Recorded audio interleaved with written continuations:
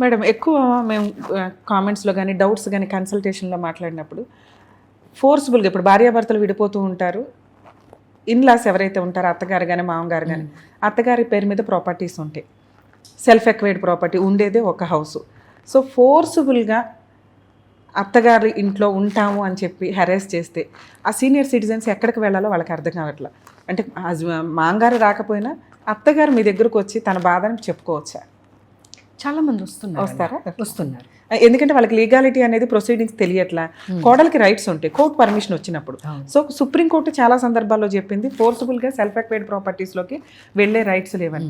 Already ఉండేది బయట ఉంటారు, ఒక డిస్ప్యూట్ వచ్చినప్పుడు వీళ్ళని ఇబ్బంది పెట్టడానికి వచ్చినప్పుడు ఈ అత్తగారు కానీ ఎవరికన్నా అరే నా జీవితకాలం సంపాదించుకున్న హౌస్ నేను ఎక్కడికి వెళ్ళాలి అంటే మనకున్న ఆప్షన్స్ పోలీస్ స్టేషన్కి వెళ్ళి కంప్లైంట్ ఇవ్వడం కానీ, లేకపోతే ఎవిక్షన్ సూట్ వాళ్ళు రాకుండా రిస్టైన్ ఆర్డర్ తెచ్చుకోవడం కానీ ఇవి చేస్తూ ఉంటాం. లేదా మనకి ఇప్పుడు చెప్తున్నాం ఆర్డీఓ దగ్గరికి వెళ్ళండి సీనియర్ సిటిజన్స్ యాక్ట్ ప్రకారం, అది కూడా కొంతమందికి తెలియట్లేదు. సో అటువంటి వాళ్ళు మీ దగ్గరికి వచ్చి అప్రోచ్ అవ్వచ్చు అంటారు? ఆల్మోస్ట్ అంటే ఈ ఇష్యూ ఆ ఇష్యూ అని కాదు, ప్రతి ఒక్కరు వస్తున్నారు. అది మా పరిధిలో ఉన్నా లేకపోయినా కానీ మేము గైడ్ చేస్తున్నాం వాళ్ళకు.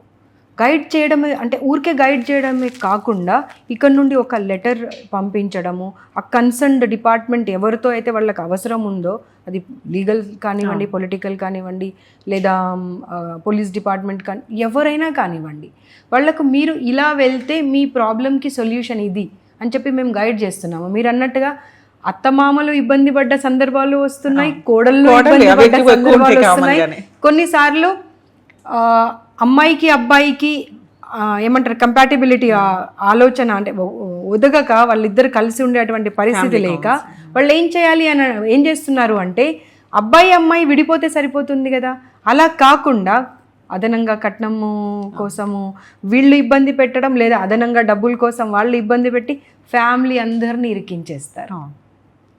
సో అలాంటి కేసెస్ కూడా